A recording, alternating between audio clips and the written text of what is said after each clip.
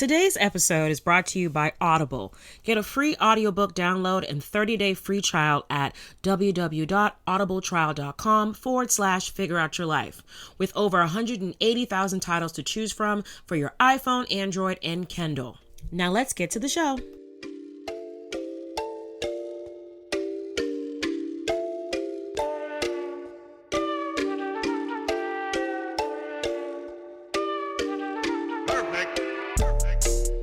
Welcome back to Figure Out Your Life podcast, where we try to find the answers to life's problems. I'm your host, Toya T, yo sis, from another mister,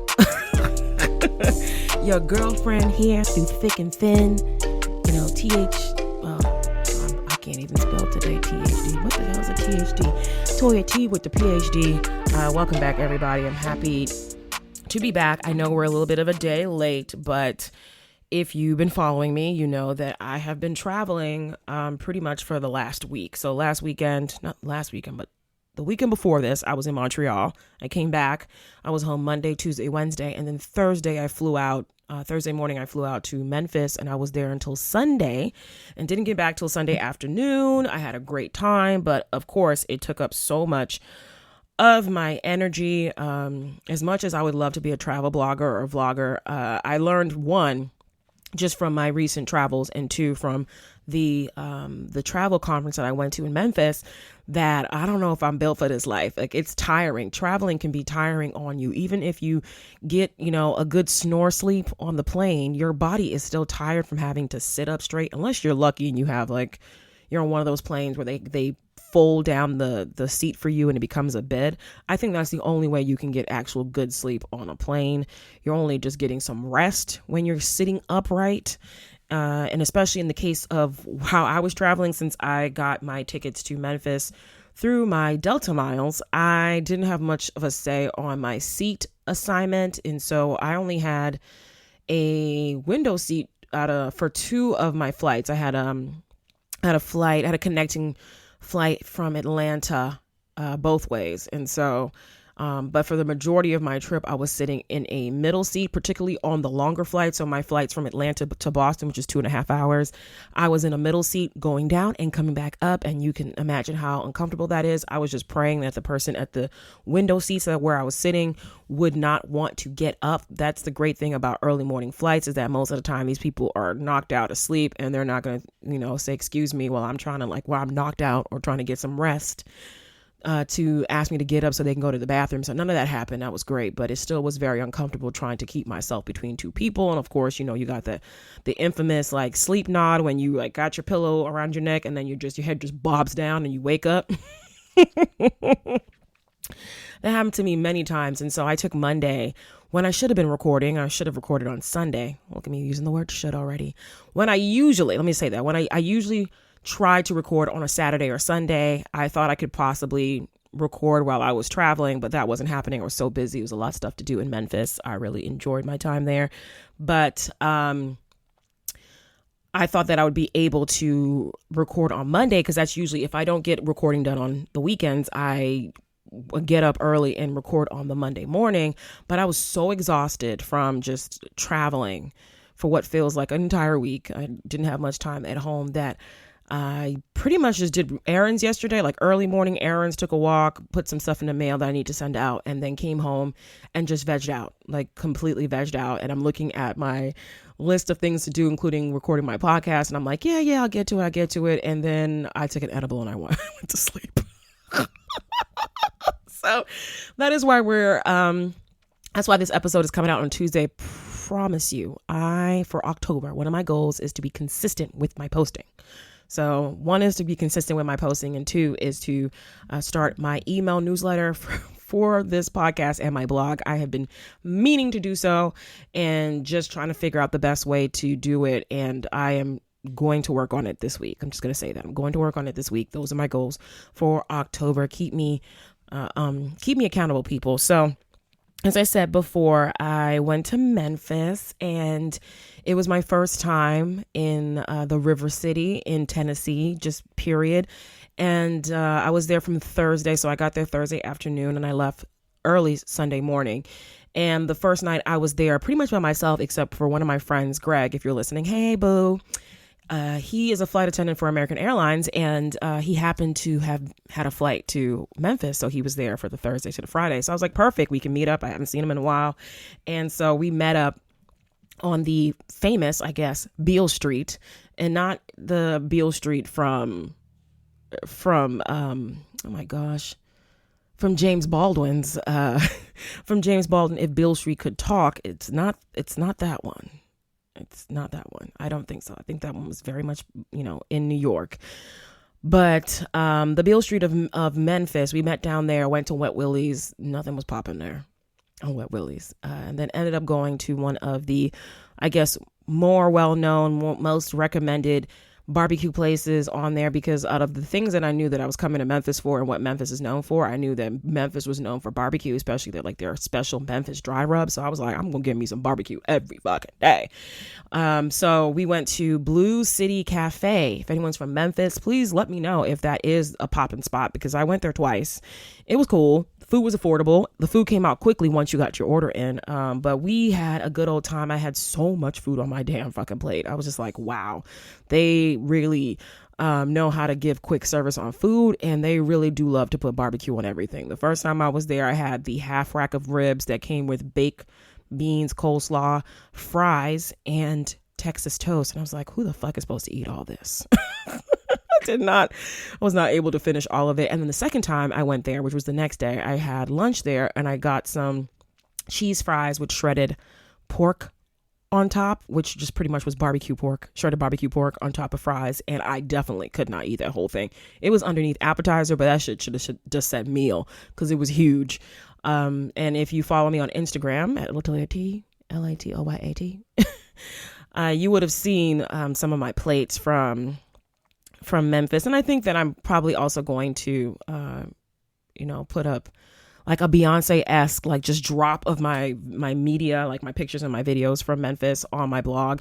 I just need to do it, obviously. But I had a great time. On the Friday, the rest of my friends came. So my best friend, Aisha Court, who you have met before on this podcast. If you haven't, go back to the episodes on how to start a business and how to learn a second language. She is Dr. Aisha Court.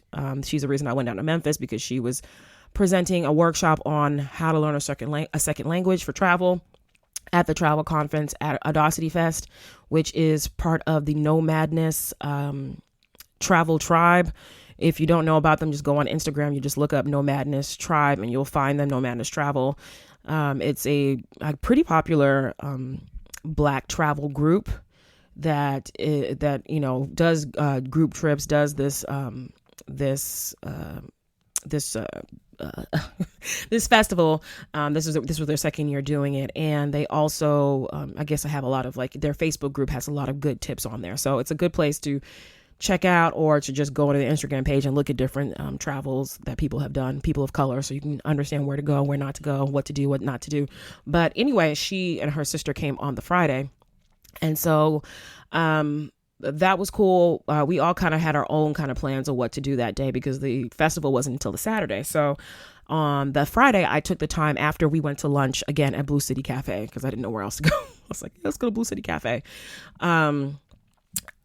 After all that, I was like, you know what? I really need to go to the Civil Rights Museum, because the National Civil Rights Museum is in Memphis, which I only found out right before I was going, and when people were telling me things to do in Memphis. And I didn't realize, as much as I will tell you that I, at least have a PhD in like Black history or Africana studies, or just, Blackness, race in general, like there's certain details that, just escape you. I'm not a civil rights expert. I'm not an African American history expert. Either way, just saying that I didn't realize that was where Martin Luther King Jr. was assassinated, was in Memphis at the Lorraine Motel, which like everyone, I've seen the pictures of, when he was standing on the balcony and after he got shot and everyone was pointing in the direction of where the shots came from. I've seen those pictures, but had no idea that was in Memphis. I had no idea that they turned that motel into a National Civil Rights Museum. Awesome. I went there, just It was 2 hours before they ended. I, took in everything. As someone who actually has done the study, some of it was kind of redundant, so I didn't have to read everything. But for the artifacts that they had, I definitely made sure to go look at the artifacts, because that's something that you cannot read from a book. You can't you have to be able to see some of these things up close and see what kind of collections of artifacts that these different museums had. So was able to kind of go through the whole museum. It pretty much starts from slavery. It goes all up until, I wouldn't say present day, but it went all the way up to, I think, the Black Power movement, because, it's very much central around the civil rights movement. So it went all up until the 70s. And it was just pretty powerful. I should probably, I don't know, maybe I'll wait till Black History Month. It's probably the most effective time to be, dropping a whole bunch of Black history lessons. But one thing that really caught me off guard was that, so there's different people that go to this museum. It's it's one of the big draws of Memphis. If you're there, you have to go see this. So I'm walking through the part that gets to segregation, right? So it's going chronologically from slavery all the way, through. So I get to the part where it's Jim Crow and segregation and start talking about that. And I hear this big ruckus. And I go into the room, and this white lady, she looks like she's probably, let's say, in her 50s. I will give her that. I didn't really look, because I was like, I am here to learn, to take this in. I'm not here to preach. I'm not here to teach, because ain't nobody paying me for it. So, and this is a museum. You paid your money. You paid your $17 to get in to be taught by the museum information. But this lady was arguing with this Black woman who seemed to also be around the same age about segregation and how she didn't think it was that bad and how things have definitely improved. And she kept yelling about how she's from a town in Indiana that only had one high school and everybody was kind of experiencing the same stuff. And it wasn't that. I was like, oh my gosh, I tried to turn my ears off, and I definitely turned off my instinct, my just inclination to want to teach people. I was like, not today. Because again, I paid to be here. I'm not being paid to be here to teach, ignorant people who don't want to listen. So, but I think the Black lady was really holding her own. She was very calm. And I think it would come better from someone who seems like, from the same generation, and trying to explain to her, after segregation, after they desegregated schools, it still wasn't even. It still wasn't equal. There's still, lots of disparities between Black and white people in this country. And the lady was like, yeah. But she kept coming back to the fact that she had one high school in Indiana. And then she mentioned, this is when I had to leave the room, when she started saying, well, with the Black president that we have. And I said, well, is Trump Black? Because last time I checked, he's president. President Barack Obama was president before him, and he left office at the beginning of 2017. So bringing up Barack Obama is not the best time for you to do this, especially since we have seen an increase in white nationalism, white pride parades, and protests, lots of terrorism, domestic terrorism. We've seen a lot of stuff, anti-immigrant sentiments, just a lot of anti-Blackness, continuing shootings of unarmed Black people. Come on, lady, you cannot be blind. So I just was like, let me get the fuck out of there. But besides that, I had a very just interesting time at the museum, especially when I got to the part where they had the exact rooms that him and Dr. Martin Luther King Jr. stayed in, and with his entourage. So room, I think 306 and 307, and standing between those two rooms and looking at how they reenacted it. They pretty much just you had the old time TV, the bathroom was still the same, the bed, cigarette ashtrays, really just reinterpreted what it looked like. And it was just that was when I felt the tears. I was like, oh my gosh, my eyes, the pressure behind my eyes to keep myself from crying was really, really really heavy, because it was just really emotional to think this is where he spent his last moments. And then they explained to you how he was in such a great jovial mood. He told somebody before he was going to this march to speak for the sanitation workers strike. And if you're not familiar with that, that is if you've ever seen the iconic images of I Am a Man, the Black men walking in their suits, and they have a billboard, sandwich board. That's what it is. A sandwich board on the front of them saying I am a man. They have the little signs that say I am a man. That is what that's from. So he was there to speak on that. And he was telling someone, I forgot was trying to take it all in and try to not cry and try to get to the other side because it was almost it was like 4:30 and they closed at 5. So I wanted to get to the other part of the museum before they closed. But, it was just really emotional because they started talking about how he told somebody like, sing Precious Lord. Like, I love when you sing it. Can you sing it there? It just brings great joy to people there. And I'm just like I just could not imagine, like he walked out and was shot dead. Like, like by such, like just a hateful, ignorant person. And I was really appreciative of being able to be in that spot and to take that in and take in that history and to know what was sacrificed for me to be able to even be in Memphis, traveling freely, walking around freely, having this podcast, not, having, being able to get the degree that I was able to get, to be able to go to the schools I was able to go to and just walk around, even though it's not perfect, but still have more rights than he had.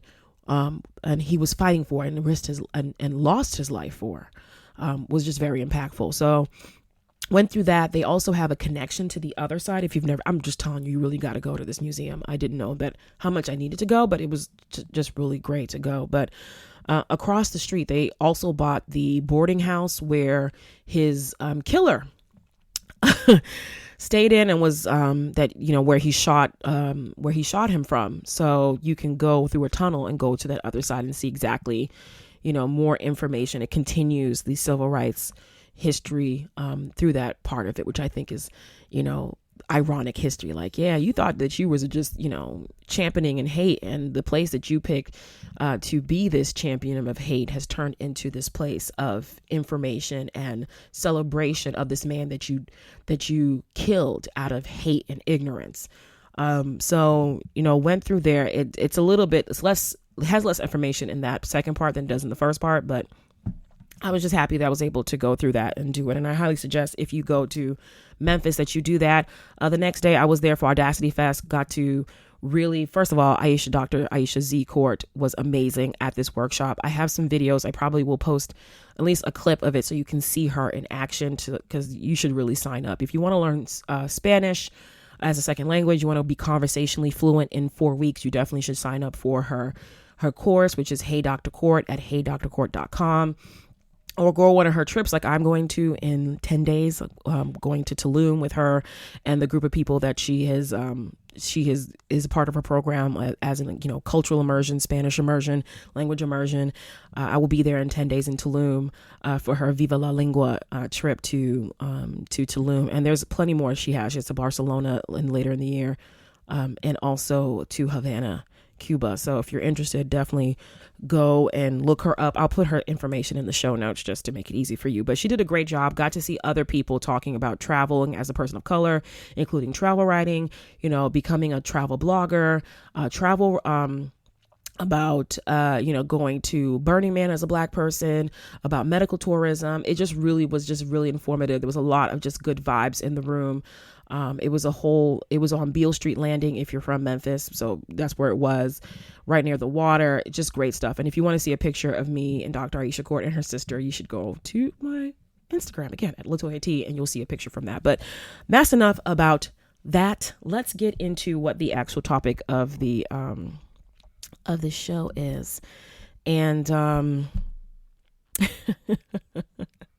yeah, I was going to talk about the impeachment inquiry and talk about how that's linked to white mediocrity, but I feel like I could go on a whole hour on that. So maybe I'll save that for another time. Let me know if you want to hear me talking about this, if you want to hear me figure out this impeachment inquiry and how the fact that it took them so long, especially the Democratic leaders. I'm looking at Nancy Pelosi.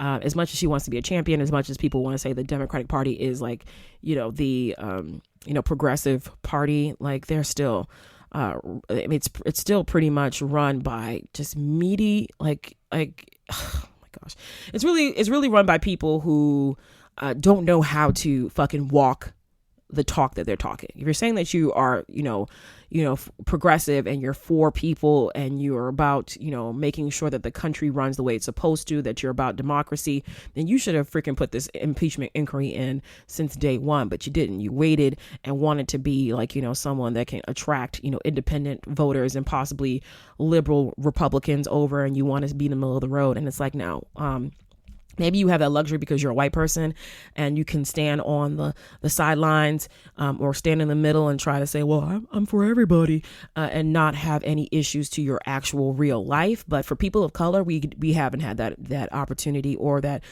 chance, that privilege of being able to just be, wishy-washy on a topic. We have to actually be very firm in our standings. And we all know that Representative Ayanna Pressley and forgive me, I'm going to forget all their names. And of course, Alexandria Ocasio-Cortez and the other two. I'm sorry. The other two representatives from the Midwest. That's a part of the Women of Color new Congresswoman crew. They've been pushing for that since they got sworn in. And, Nancy Pelosi was like, oh, you guys don't know how things work. And it's like, bitch, do you know how things work? Because you definitely was around when there was segregation and Jim Crow. So you were able to live on that other side. And you are still you are standing in the way of progress. So happy that she finally got the kick in the ass to do so, but I'm not applauding her for finally doing what she fucking should have done. They should have replaced Nancy Pelosi when they when they sworn in the new Congress. It would have been a good time for there to be a change of guard. We need younger blood. We need people who aren't scared, who stay woke. And she's definitely not one of them. And again, I'm going to say this, and y'all know who I am. I really don't trust white women that I don't know. So I don't know this Nancy Pelosi person. I don't know her in person. And she hasn't shown me through her actions that she's someone that I can trust. And so that's how I kind of gauge things. Even for my skin folk, it's the same thing, but I still have a kind of I got my one eye open. I got my good eye. Actually, not one eye. I got two eyes open at white women because they very much, came and voted for Trump. They put us in this situation. They voted for Trump and couldn't even consider voting for someone within their own identity. They couldn't even vote for another white woman. That is crazy to me. And the fact that they would vote for someone who said grab him by the pussy and is very much a misogynist and a sexist and a sexual predator, crazy. And so I need them to show and prove. And so if you're listening to this podcast, I'm guessing that you're showing and proving. So, hey. But get your mamas and your aunties and your grandmas together, because I'm not applauding people for doing what they're supposed to fucking do. Let's get this motherfucker out of here. Although it seems like it's too late because he's getting way too close to the end of his term. And before you know it, he's just going to use this as fodder for being reelected. They're hunting me. They're doing this to me. And he's going to pull out that freaking white male fragility and start crying because, white men don't cry. The white women pull out the white tears. But he's going to sit there and pout and, it's a witch hunt and they're coming after me. And all those freaking people who feel, disenfranchised by the rise of minority groups and women working and people taking their jobs and they ain't got good health care, no jobs. They're definitely going to come out in droves. So I feel like it's a little bit too late to do it. But again, it's never too late for change. And shit, if we get Mike Pence for 2 seconds and that means that he's the only person that's allowed to run for president and Trump can't, that'd be great. But again, the Congress can impeach him, but the Senate has to actually approve it. And it's run by the Republicans, and they very much could just decide not to do that because they've shown that they just don't want to take action against this dude because they want to keep his freaking votes. So yeah, whatever. But anyway, let's get into the topic of today. So 23 minutes in, we're getting into the topic of the day. So the topic of this episode, as you should have seen already, is figuring out Shouldology, and I'm putting in parentheses how to move past expectations to accomplish your goals, your life goals. This is really inspired by, one, how I was feeling the last couple of days, and two, from an article. Again, I like to pull my stuff from, what's written out there, what seems to be a topic of conversation. And I took this one from an article from 2190, which is a part of the Blavity brand. I will put, of course, in the show notes, the link to the article that I am pulling this from. I really just was inspired by some of the things they started off with, but I'm not really following the article because it gets into it seems to be more relationship. It seems to focus more on the shouldology of relationships and not necessarily about goals, like life goals. So whatever. But where does this come from? So there are a lot of things that I think should be a certain way in my life, which has caused me to shut down. That's why I shut down on Monday. I just had to shut down. Like, I just had a lot of time to think about where am I going? What am I doing with my life? Like the podcast, thank you everyone for listening, is doing very well. I hit 300 downloads for the month of September, which is almost, if I had posted on Monday and some of you had listened to that podcast, I would have reached 100 plus more. I know I would have, if for the month, because I had 219 downloads in August and 313 downloads in September, which means I am halfway to 1,000 downloads. Thank you, everyone. But that just shows when I put the work in, like, you see results. And I was starting to feel that way about other aspects of my life that I'm working on. One, including my career, two, my romantic relationships, and three, just my life in general. But there's a lot of things that I really think should be a certain way. I feel like I should have a high paying job because I did spend a gazillion years in school, like a gazillion years in school, from preschool all the way straight up through getting a PhD. I was in school for a gazillion years. I have one of the most elite degrees out there. There's only about 1 or 2% of people in this world that have PhDs. And you cut it down to people of color, it gets even smaller. But, I feel like, and this is something that I also hear from my mom, like, you have a PhD and people who work for me who don't have PhDs make way money than you do. They make like 6 figures, like on the minimum, and they don't have PhDs. And I'm like, I take that in like, oh gosh, like, you're right. I should have a high paying job with a freaking PhD and a doctor in the front of my name. I should be in a loving romantic relationship. I'm 36 years old. Like, I went to a wedding at the beginning of September. I went to my cousin's wedding, who's younger than me. She's not even 30 yet, in July. And, you see your friends, like, popping out babies or gestating babies. And, 2 people right now who are gestating babies.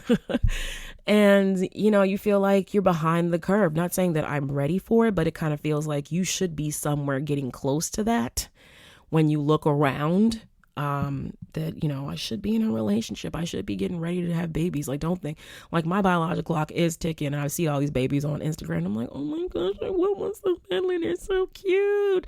And then I remember how much they cost and how much they affect your sleep and other parts of your life. And I'm like, I'm going to say thank you to my mommy friends who keep it real, because you will pop that bubble real quick. Like, yeah, this is why it takes 10 months to make a baby, because they're giving you 10 months to get ready for your whole life to change. Also, I also feel like I should be 50 pounds lighter. We all know that I've been struggling with my weight, and going to Memphis did not help that, man. Woo! I ate some biscuits, some fried chicken, some chicken and waffles, some barbecue pork ribs, shredded pork, had tons of drinks. And I just felt bloated by the end of Saturday. I felt bloated. Okay. But these are all shoulda, woulda, couldas. Not even shoulda, woulda, couldas, shouldas. This is part of the Shouldology. And it's really is this idea of like, there is a mentality that we have that we feel like we should be somewhere. And it's like, where did this come from? So I'm trying to think of, where does this come from? And this is something that wasn't explained in the article. So that's why I said I'm like diverging away from it. But it was a good idea to set me off. But where did I get this from? Well, I know I got some of this from my mother. I mean, like, I hate to make her seem like the blame of things, but she raised me for the most part. And I already told you, she puts it in quite often about things that I should be doing. And a lot of my shoulds come from her, trying to be a good mother, trying to be helpful, trying to encourage me, but it does not help. She uses the shoulda. Like, if you worked for me, like, you would have made this. You should look for a new job. You should be working in a field where you make 6 figures and more, like the people who work for me and herself. Like, she's looking at it from that angle. And I'm like, okay, and telling me that I should be, looking for a man. As like, after she told me about my friend Jamoki's wedding, and she was like, "Oh, I see you took all these pictures with a bunch of guys. You're the only girl in these pictures." I'm like, "Yeah, well, he only invited like 2 of his female friends that were there, so like it was either me or the other girl in there, and she just, I don't know where she was in those pictures." And I make it a point to be in pictures, especially when it's an all male picture. I'm like, yo, I'm here too. Like, I'm not being excluded, but that's that male energy in me. It's that masculine energy in me. But she's like, you should not be taking so many pictures with men. If you took less pictures with men, you would maybe you would find somebody. You should be taking less pictures with men and should be looking for a man. I'm like, okay, lady, that is crazy, and I'm just gonna look at you blankly and walk away and say thank you for your comments and walk away. That's what I learned from therapy. You also get it from society. Society has all these standards, and I talked about it in the age, the podcast about figuring out about getting older, talking about the double standards of aging for men and women. There's certain expectations that they have for you when you're a woman, that you should be married by the time you're 30. You should have kids, before 35, because after that it's a geriatric pregnancy and everyone else is going to be, booed up, and you're going to be an old hag that lives with cats. And I can't live with cats because I'm allergic to them. So that wouldn't be me. I would just be alone according to society. And that you should be, working towards marriage in general and making babies. And, that is very much tied to like what they think is appropriate. This is societal ideas about age and gender, and it changes from culture to culture. But I talked about that comes from society. It also comes from my imagination. I like that in the article that the writer talks about the daydreams that you have that influence your shouldology. And I'm like, yeah. She was talking about how, when she was in high school, she had like ideas about getting married. Like, I should be married by the time I'm 25. And she, has all these imaginations of what the wedding would be like and what the children would look like. They should look like this. I should be, this and this and that. And I was like, yeah, girl, like, I know exactly what you're talking about. Like, I've had wedding daydreams with like, starring several different men that have been in my life, like people that I was crushing on, people I was involved with, people that I was like in love with, like, oh, like, this is what our wedding should look like. Like, you're daydreaming, like, we're going to dance to For the Love of You by the Isley Brothers, and we're going to be barefoot on the beach. We're going to have like doves release. We're going to, have like 3 children and all this other stuff. And that adds into the shouldology, because you're taking these daydreams and putting them into a narrative of what your life should look like, what you want your life to look like. And then you start putting it in the shoulds, like it should look like this. But I like that she mentioned that, when you start thinking in that way, you never think about the after. Like, so you get married, we should get married by this point, but you never, most people don't think about what comes after. Like, what should our marriage look like? What should our everyday interactions be like? Should I kiss my husband every single day that we're married? Should we never go to bed angry? Should we, discuss having children at this point? Should we, think about where we want to retire? Like, all these things that are a part of a relationship and part of life, that when you have these daydreams, you don't really put those details in. You just go for the big events and the image. And then after that, it's like, well, you didn't really think about that, which I think plays a large part when you have people that focus a lot on the weddings and don't focus on the marriage after. Like, they'll spend all of their money like feeding people and having them eat and drink on their heads and come dance to music that they're paying for. And they'll spend $50,000 that they don't have to have this elaborate wedding. And then they have no money for the future. They have no money to buy a house, which may be a part of their plans when they start looking around like, oh, we should buy a house because we're married. And then you realize that you should have spent $50,000 on a wedding because you don't have any money. You're in debt now and can't get a house, and you're living in an apartment or living with your parents. After you get this wedding, this big party, like, what is your marriage going to be like after this wedding? Because I feel like a lot of people have this, like, comes from the shouldology of like, this is what it should look like, but then they never think about the after parts. Like, they focus so much on the big event that everyone is privy to, but they don't think about the after effects. And I think shouldology plays a good part of this mentality of focusing on the big events and not on the little events, because it's the little things that make up a relationship. It's the little things that will culminate into a successful completed project. And it's hard to think about that when we are very much, taking things from our daydreams. And I think another place that, especially for the time that we live in, I think social media, I know for me, plays a huge role in this shouldology that has developed, at least in my life and in other people's lives, and particularly the hashtag goals culture. So, when they have that hashtag relationship goals, hashtag career goals, hashtag home goals, hashtag body goals, and all those things are based off of somebody else. And you don't know what the reality is. So you put hashtag relationship goals. This is one I hate. So I'm just going to put this out there. They put hashtag relationship goals for Gabrielle Union and Dwayne, because the way his name is spelled, it's not spelled like Dwayne, Dwayne Wade. And people, because of the pictures of them smiling together on the beach, especially before he retired. So smiling together on the beach, they're, this beautiful black chocolate couple, and they're traveling together, and, they put up all these lovey-dovey pictures of them staring at each other and having fun and, goofing around. And people are like, oh, these are my hashtag relationship goals. And I'm like, are you serious? You don't want their relationship. He cheated on her. He had a whole baby on her, and then tried to say they were on a break, and they weren't on a break, and then pacified her with a ring and married her, and then promised not to do it again. And then when you look around, you never see that child anywhere, which means that he's going to have some serious problems with this child who feels excluded, because he has tons of pictures of the new baby that he had with Gabrielle. But where is the son that came before this child? Is he being invited to the family trips, or is he just, by legal reasons not allowed to be, taken a picture of and posted on Instagram? Even though if you go to his mother's Instagram, and don't ask me what it is, because it takes a lot of digging to find her. But if you look for his mother's Instagram, you see him all over it. So it's not like she's not allowed to post pictures of him, but it seems like he doesn't post pictures of that child at all.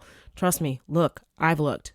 That's what happens with social media. You become a social media detective, and you go all through the rabbit hole and, put, 2 and 2 together. But I was like, I don't want relationship goals on that. And even when you have good relationships, seemingly good, healthy relationships like Sierra and Russell Wilson, which, hashtag I would say they're, their relationship inspiration, not goals, because I don't want their relationship.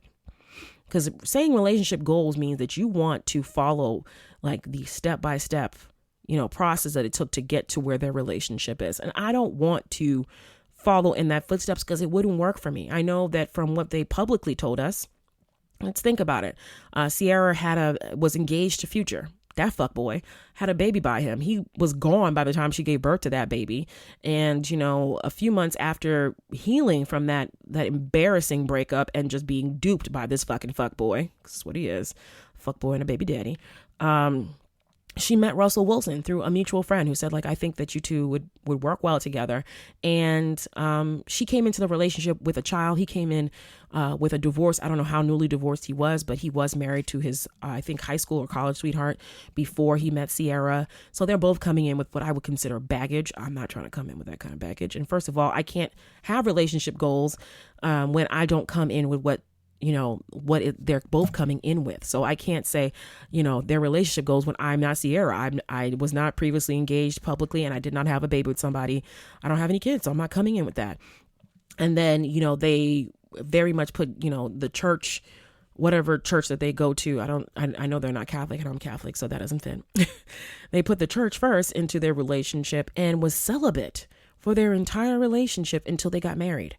And I'm going to tell you right now, I can do it, but I don't want to. If we're in a relationship and it's leading to marriage, I'm going to have to check out what that thing do. I'm just saying. I'm going to have to see what that thing do. I don't want just a gray dick print. I want to see what that thing do. Because if that thing don't work, we won't work. I'm telling you right now. Right now. So that puts it right there. Like, it's beautiful and as loving as their relationship looks, and he treats her very well. That works for her. That is her goals. I'm inspired by her perseverance. after such a messy breakup to continue to look for love, because that's what my problem is that I get into, like, I start dating somebody, it doesn't work out, it's shitty, and I just like take a break, a longer break than I should. And when I really, okay, here am I using should, I take a longer break than is necessary. I take a long break, like I'm on break right now, and the last date I went on was in like, I don't even know. When did Detective Pikachu come out? I was still working. Let's say this is April. Yes. Let's say my last date was April or May. Come on. And I've been on a quote unquote break, but then I'm also like looking, but not actively looking, because like I tend to just kind of shut down and try to reevaluate and take a break. Like, oh my gosh, like men energy. Ugh, that was awful. Let me come back and, build up myself and build up my space, and then be ready to open up. But it doesn't work that way. So I really am inspired by her perseverance and her openness about, her relationship issues. But I don't want their relationship. You should never want somebody else's relationship, because you cannot follow those steps. You cannot follow those tasks. You cannot check off the boxes of what they've done to get to where their relationship is, or what you think their relationship is.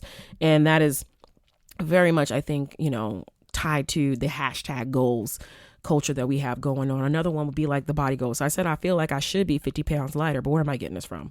Some of it is from my doctor, but my doctor did not tell me to lose 50 pounds. I'll tell you that right now. My doctor did not tell me to lose 50 pounds. She said, you should lose weight. You should continue to be active, but overall you're healthy. And so the 50 pounds is me.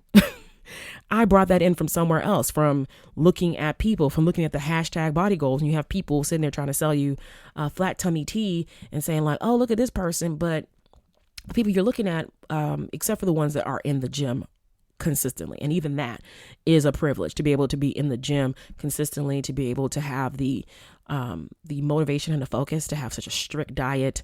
But then again, if you are someone who is a fitness trainer or a fitness model, like, this is a part of your job. So you have a completely different investment in that type of hashtag, quote unquote, hashtag body goals than I would, where I just want to, be a certain size, or go back to a certain size, or be a certain, be able to look a certain way, as opposed to these people who definitely worked for it, but they're working for it for a different reason than I'm working for it. Or if you think about, like, for example, I want to talk about her. So you can talk about someone like an Evelyn Lozada, right? From Basketball Wives, where people are like, oh my gosh, she's so tiny, blah, blah, blah, she work out, blah, blah, blah. But I don't want her body goals either, because you don't know how she got that shit. Like, yes, I do believe she works out, but then she also will sit there and try to sell you flat tummy tea, her and Angela Simmons. And it's like, okay, but do you work out, or do you use flat tummy tea, which very much has like elements that would make you poop quite often? That's how they make you lose weight. They rev your metabolism, and you'll get the same thing from drinking like, 5 cups of black tea a day, which is not recommended. You would rev up your metabolism a lot, and then you would start pooping all day long, just expelling waste, and you'll be losing water weight and the waste out of your bowels and stuff. But it's not something that you can continue. It's not something that you can sustain. But then again, so like, and you also don't know, like in these two cases, I do believe that they work out, but I don't think they use flat tummy tea. Or you have cases like the Kardashians, where people are like, oh, look at them, but it's like, that they go to the surgeon. They go to the surgeon. So like, you can't use them as hashtag body goals and say, I should look like this. They're the same age as me, or they had a baby like I did, or they, have a busy day, but I, somehow they're able to do this and I can't do it.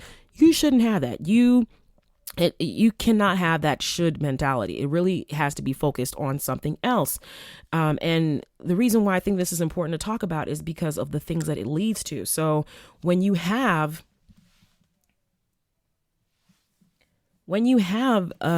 this should mentality, when you engage in Shouldology, the things that it can lead to is, one, self-pity. You start feeling sorry for yourself. Oh my gosh. Like I said, like I felt so bloated on Saturday. I was like, oh my gosh, I'm such a fatty. Like, why did I do this? Oh my goodness. Like you are someone who you can't seem to stick to a plan. Like, why? Like, you're so, lazy. You're like, you start feeling bad for yourself, like, oh, this is why you don't got a man, because you big girl, look at you, da da da da da. which also leads to horrible self-talk. So like I said, like have things like, oh, I'm horrible, oh my gosh, like I ate like a pig, oh my gosh, I'm so picky, I'm so greedy, which some of that comes from my mother, who will say that stuff to me, and then you internalize it. So again, as much as I know she does it out of love, and I know my mom loves me, although I feel sometimes she doesn't like me, and I take some of those comments as like, she don't like me, like, can you say something nice to me? But she does let me live in her house for free, so I guess I can't complain that much. But you have this horrible self-talk. Like if I don't do something, it's like, oh my gosh, I should have gone to that party. I should have, sent a card. I should have called that person and apologized to them. I should have, shoulda, woulda, shoulda. And then I feel horrible. So I'm such a horrible person. I'm a horrible friend. I'm a horrible this. And that comes from a lot of like expectations that are not real. The should starts taking over. And so that's what I'm saying. It can lead to some really detrimental things like self-pity, horrible self-talk, and self-image. And the worst, and I was victim to this, is depression. It can turn into depression because you are not where you thought you should be based off of your childhood or adolescent or adult daydreams, where you think you should be because that person is there. I should be married and have, 2 or 3 kids by now because I have several friends who went to high school with me or college with me who are also there. I should be a tenure track or tenured professor because the people I was in graduate school were there. I should have, graduated from graduate school in 5 to 6 years instead of 10 years. Well, 9 to 10 years. Like I did, because, that is what most people do. And I would be further along. I should be further along if I had done that. It's a lot of those things that, will compile on you and get you to a point where you feel so down and so hopeless. Like you're not focusing on the things that you have done. And I know for me, that's what a lot of it was. Like a lot of it, I told you in the graduate school and mental health episode, like, thinking about, I should be done within 6 years because that was my plan before I got into graduate school. Like, again, before I got into graduate school, but didn't know how I was going to get there, or I got into it and realized that things took longer than I expected, but I still got them done. But it was a lot of like feeling pressure and shame about, I should be done because that is what the expectations that I held for myself, or that I think that other people hold for me, which just leads you down a hard rabbit hole. I mean, I had to go to therapy to deal with my mommy issues and my fear of failure, which stemming from wanting not to fail my mother, who was an immigrant. And I'm like, she did all this stuff for me, and she was a single mother, and she did all the sacrifices, and I should be able to, pay her bill, or, pay off her house, or pay off a credit card, or this, and that. And instead I'm living in her house, and I don't have a job, and I don't have benefits, and it's like all these things on top of, having you should be making more money than people that don't have a PhD. It's like all these things compiled together. You can't be surprised when you end up depressed or anxious or have any kind of these mental health issues, because we let a lot of the outside and even our inside be affected by, the shouldology of society, the shouldology of our culture. And we really need to get past that. And one of the ways that I would suggest to do that, what do we do? And I'm not saying I have this all figured out, but like definitely talking to you guys has helped me, because I felt so like crappy yesterday. Like, oh my gosh, I should have posted my podcast on Mondays. Like I told people that it would come out on. Oh my gosh, I'm, not consistent like I should be. Look at that. And I was just feeling shitty because of the shoulds. I was being weighed down by the shoulds. I was stuck in shouldism. Which kind of feels like shittyism, but but then I started thinking about, like, this is a perfect topic to talk about. 1, because everyone goes through this, and 2, I cannot kick myself down because I'm not going to move forward. Focusing on the should is not going to allow me to move forward. And so that's where I'm coming with the what to do. We have to be honest, very honest about our self-reflection. And I get this surprisingly. So the universe likes to, I believe the universe definitely works in mysterious ways and sometimes likes to guide you places. You just have to pay attention. So I have a passion planner. That's how I deal with my life. Sometimes I don't follow it as well as I should. There you go again. I don't follow it as expected or as I intend to, but it's always there for me because I like to be able to know things I need to get done for the week, things that I would like to get done for the week, things that I have done in the week that I've accomplished. And that's what I love about the Passion Planner because it has sections. Sorry. That was me burping. They have sections on like, what's this week's focus, good things that happened to you this week. So you can focus on the good things. And I love that when I looked over, right, and looked at my passion planner for this week. So I was going to start filling it out, even though it's Tuesday. See, look at that. And I look at it and it has a proverb for this week. So the proverb for this week, they always have a quote. And so they have a Chinese proverb that says, be not afraid of growing slowly, be afraid of standing still. Meaning like, don't be afraid that you're moving slower than expectations, that you're not getting there when you quote unquote should, or when you think you should. You should be focusing on not standing still. You should be afraid of not progressing. You should be afraid of not growing. And they usually give you like a personal development like goal for the week that's tied to the quote. And for this one, it says this week, reflect on what you've learned and how you've grown at the end of each day. Frequently practicing self-reflection boosts productivity. So if it's about productivity, so I should be married, I should have a better job, I should do this. Well, instead of focusing on that, you still remember it as like, this is my goal, but what have I done today? Or how can I get closer to that so that I can say, I have done this and I'm working towards this. So instead of feeling bad about not posting my podcast on Monday, like it's supposed to drop, I'm like, well, it happens. Even the top podcasts change up their schedules. Like The Read now, instead of posting on Thursdays, they're now posting on Tuesdays because of their new schedule. And some people, I follow them on Twitter, already asked them, oh, what? You putting out episodes early now? What happened? And it's like, no, they said that they are moving to Tuesdays. They said it. But because someone had these expectations, like they should do this, they were caught up in it. And it was like, that's so interesting because they moved it for what worked for them. It still came out. You still get your content. Maybe it wasn't as expected for some people who didn't pay attention, but it's there. And as some of the quotes, some of the sayings say, like, it's better. I like to say better late than never. If you watch Real Housewives of Atlanta, I'm about to give you a rendition of Riley Burris's hit song. Better late than never. That's what they say.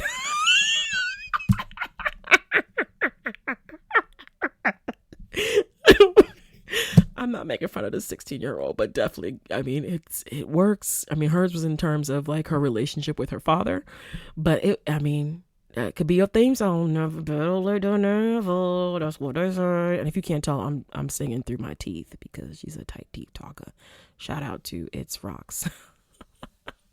Or It's Rocks on YouTube. She calls Candy and her daughter and her mother tight teeth talkers because they talk through their teeth.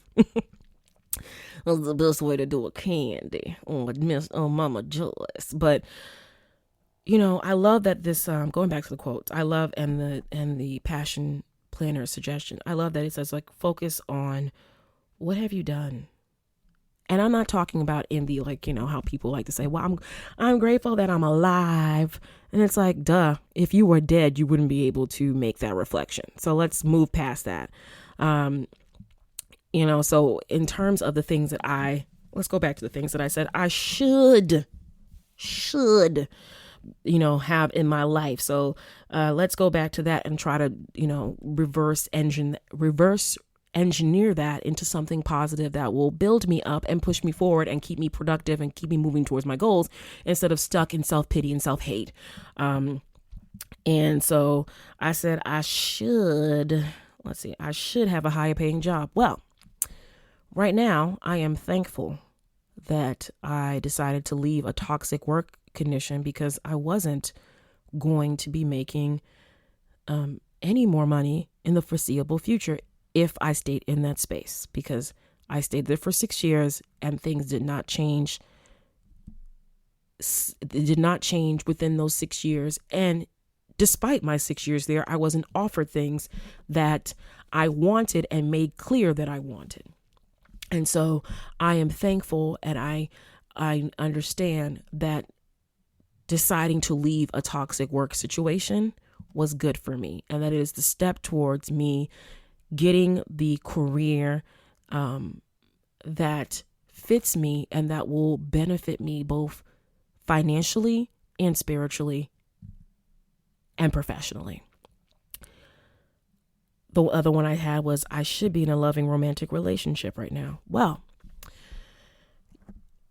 I am open to relationships. I also realize that things happen when they're supposed to happen, and that I am working towards meeting somebody that would bring love and happiness and wealth and health and everything that I would want, that would fit me, that I'm working towards that. And I'm working towards that by, 1, being aware of who I am, 2, not rushing and being pressured by other people telling me that, you're single, you shouldn't be single. No, I'm single because I choose to be single. And I'll talk about this in probably next episode. I am celibate and going on almost 2 years, because I choose not to engage in random sexual acts with people that don't deserve my to be privy to my body and my sexual talents. And I am open to it. I recognize that I need to be more proactive with the tools that I have, including the online apps that I have on my phone, that I see the notifications, I see them, I go in sometimes, but I need to, if I want to meet somebody and start dating actively, I need to be as active on there as I am with other things that I'm working on, including this podcast. That, I think that's good. I think that was a lot. Like that was all good stuff. Like, yeah, you can still do it. You have events you're going to. You're going to the Howard versus Harvard game. You might meet yourself a sexy ass freaking Howard grad, or you might meet yourself a sexy ass Harvard grad. Either way, you're putting yourself out there. You're being active. You're being social. You're not living in a box. You're not alone. You're not lonely. And your life is still full even without a current romantic relationship, and that nothing is ever too late. The things that you want will come when they come, and you can take pride in, 1, that no one is cheating on you, 2, no one is cheating on you, and 3, no one is shitting and breaking your heart. I don't have no drama in my life. Shout out to Mary. 'Cause there's no more drama in my life. No more drama. Hey. Yeah, let's get it pumping in this dancery, okay? Number 3, let me continue this.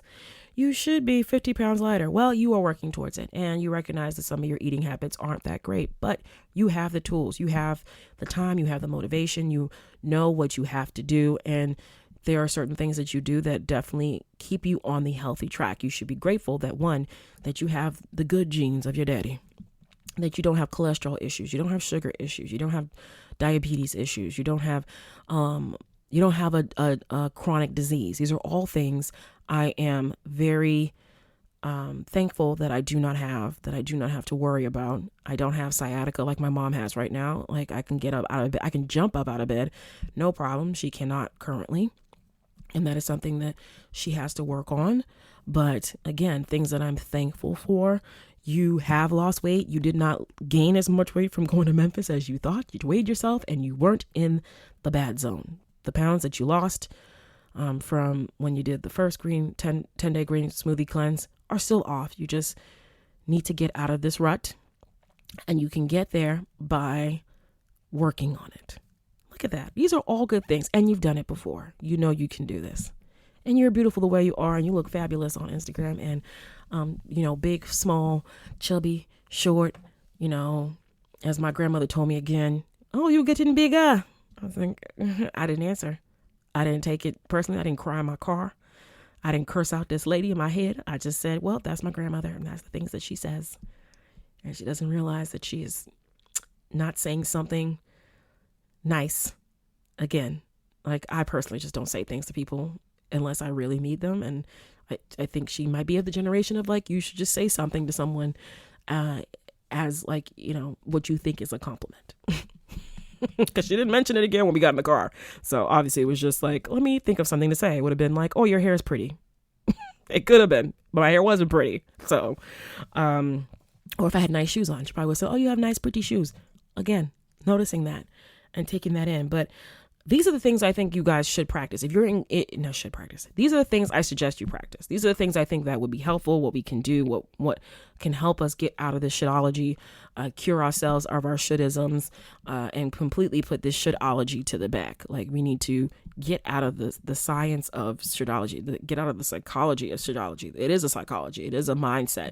We need to get out of the shitology, and honest reflection is one of them, and also focusing on your accomplishments is another. So 1, reflect, and 2, focus on your accomplishments and realize that you have done a lot of things. The fact that you're still here and you're listening and you are interested in figuring out your life with me, your girlfriend with the PhD, your sis that help you, sift through all the mess, your girlfriend there through thick and thin, the fact that you're, interested in understanding how to deal with shitology, how to move past it, and move towards accomplishing your goals. That's a step in the right direction. So pat yourself on the back, give yourself a round of applause. And if you are someone like my daddy, go ahead and kiss your forearms like you are a champion, and say that I have accomplished something today. So go ahead, and I'm give you homework. Look at me giving homework. Go ahead today, after you finish listening to this, whatever time you're listening to this, write down at least 3 things, because 3 is my favorite number. So let's go with 3. Write down at least 3 things that you have accomplished today.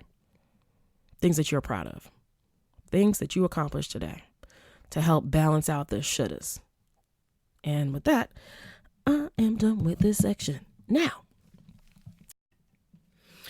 okay, let's get to this figure this out section. And I think that this might be a permanent section. So instead of let me get this off my chest, which doesn't really fit, it's like really long, but it's the same thing. So I feel like this section will be where I can kind of rant or just ask questions that I definitely don't have the answers to, and I did not look up or try to research. And so let's see if we can figure this out together. But it's just like random rants and ramblings and thoughts. So figure this out. Let's figure this out.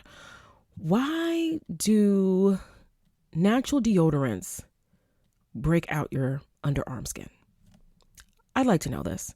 I had a full conversation with my bestie, Aisha Court, about this. So we both have joined the natural deodorant train. And I saw that she was using native deodorant. If you've never heard of it, you should check it out if you're thinking about going natural. I'm not going to diminish any of the natural brands, because again, as you do your research into it, like everyone's body chemistry is differently. Everyone reacts to the natural deodorants differently. Some people sweat more than others. I sweat a lot. So I tried native. It didn't work for me. But then she also was like, she's carrying around this native deodorant and putting it on every time she feels sweaty. And I was like, damn, that's so inconvenient. And I'm currently using Piper Way, and it is a paste. It's a charcoal infused paste that I like rub underneath my underarms. But we both found that we have discoloration underneath our underarms.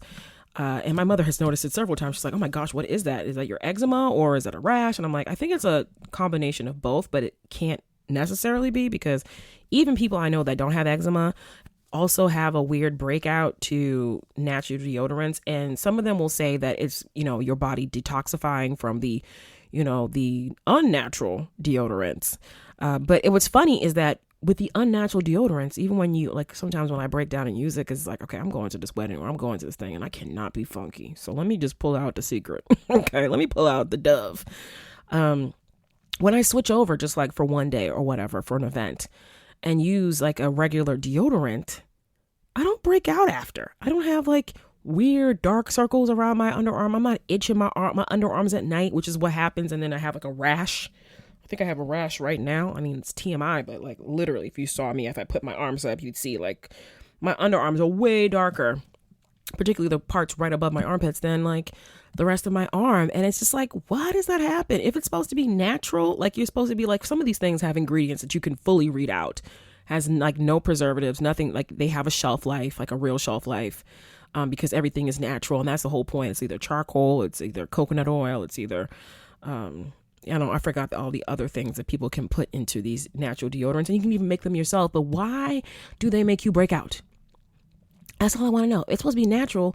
I thought it was supposed to be better for you. I feel like my body's under attack. Like I'm trying to avoid possibly, getting cancer because of the aluminum that they put in the deodorants that they say that could lead to breast cancer and other forms of cancer if you use too much of it. Like it clogs up your pores. You're not sweating the way you're supposed to. I mean, that's what the aluminum does. That's why they, you'll see things that say aluminum free, because they're using the aluminum to, clog up your sweat pores, your sweat glands. But like when I clog up my sweat glands, I don't break out. And why is it when I unclog my sweat glands and use other things that I'm freaking breaking out and have rashes, which make me feel worse than when I was using the quote unquote cancer possibly causing freaking unnatural deodorants?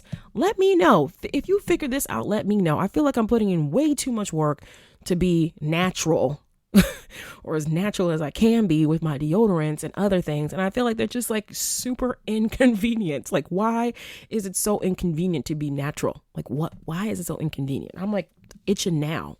Gosh, I'm like itching now, but like, gosh, like I'm taking an itch break because now I'm thinking about it. I'm itching now and I don't understand. Like, it's just really annoying. Like, please, if you know something, if you know a deodorant that says that it does not cause allergic reactions, like, let me know, because I'm trying them all. Like right now, I'm still with my Piper Way because I have like two, like I have a bottle and I have 2 more of it left, and I might move on to see if something else works. But this rash thing is just like, and not a contagious rash of people, like, you know what I mean? Like you get like I've gotten a rash because I'm itching those areas or they're irritated, and I have to like put on like hydrocortisone or like, salves on my armpits. And I'm wondering if that is a part of the process. Like you got to do that ahead of time. And I saw from Piper Way, just to add on to that, I saw on Piper Way that they have a deodorant oil or underarm oil, which is supposed to help you prepare to go natural. Like you're supposed to put it in the area to avoid the bumps and the rashes and